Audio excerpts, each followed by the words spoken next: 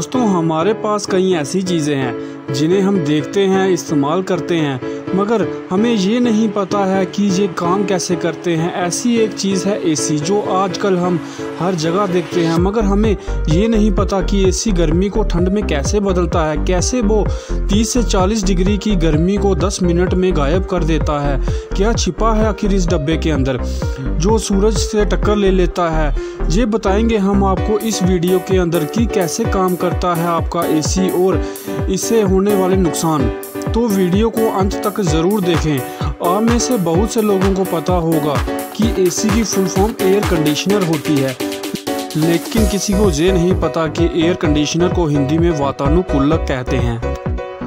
किस किस को पता था कमेंट में जल्दी बताना। वैसे एसी का मेन काम ये है कि गर्म हवा को सोखता है और उसमें अंदर लगे रेफ्रिजरेंट कॉइल से प्रोसेस होकर ठंडी हवा को बाहर निकालता है, जिससे वहाँ का वातावरण ठंडा हो जाता है। और इसे ऐसे समझें कि जब आप एसी को ऑन करते हैं तो कुछ ना कुछ टेम्परेचर सेट करते हैं, तो एसी में लगा हुआ थर्मोस्टेट आपके कमरे का तापमान को और जो आपने टेम्परेचर सेट किया हुआ है उसके डिफरेंस निकालकर उसी के हिसाब से काम करना शुरू कर देता है। वो टेम्परेचर को गिराने का काम करने लगता है। एसी की इसी प्रोसेसिंग से हमें गर्मी में भी ठंड का एहसास होता है। वैसे आपको बता दें कि एसी में हमारे 4 मेन कंपोनेंट्स होते हैं।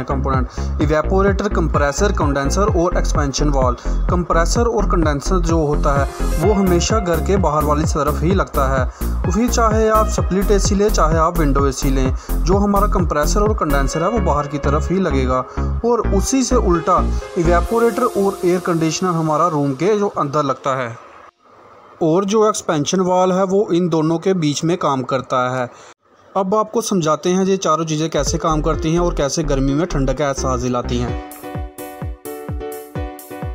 इवेपोरेटर ये एक तरीके का हीट एक्सचेंजर कॉइल होता है। इसमें एक हीट कॉइल लगी होती है जो कुछ ऐसे दिखता है। इन हीट फिन्स से जब नमी और हवा टकराती है तो इन पंखों द्वारा गर्मी को सोख लिया जाता है और नमी इन फिन्स के संपर्क में आने से पानी में बदल जाता है। फिर एसी से जो वाटर पाइप के द्वारा बाहर निकल जाता है, जिससे हीट एक्सचेंज कॉइल ख़राब नहीं होती है। अब आप समझ गए होंगे कि एसी से पानी कैसे निकलता है।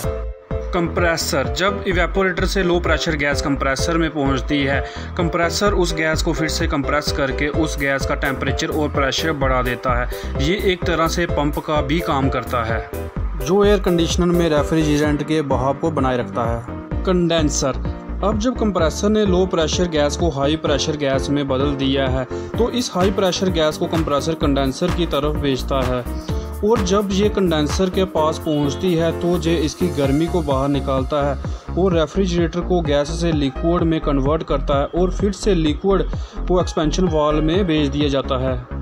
एक्सपेंशन वाल्व जो हाई प्रेशर रेफ्रिजरेंट को लो प्रेशर रेफ्रिजरेंट में फिर से कन्वर्ट करता है और लिक्विड रेफ्रिजरेंट के फ्लो को कंट्रोल करता है, यानी कि लिक्विड रेफ्रिजरेंट को गैस फॉर्म में कन्वर्ट करता है, जिससे इवेपोरेटर के द्वारा ज़्यादा से ज़्यादा गर्मी सोखा जा सके। और ये साइकिल तब तक चलता रहता है जब तक कमरा उतना ठंडा ना हो जाए जितना कि आपने टेम्परेचर सेट किया हुआ है। यहाँ ध्यान देने वाली बात यह है कि आप जितना कम टेम्परेचर सेट करेंगे ये साइकिल उतनी ही देर तक चलेगा। इस प्रकार एक गर्म कमरा एसी के द्वारा ठंडा किया जाता है। आपको बता दें कि एसी में फ्रीऑन गैस का इस्तेमाल किया जाता है। इस गैस के बिना एसी खाली डिब्बे की तरह है जिसमें सिर्फ पंखे घूम सकते हैं।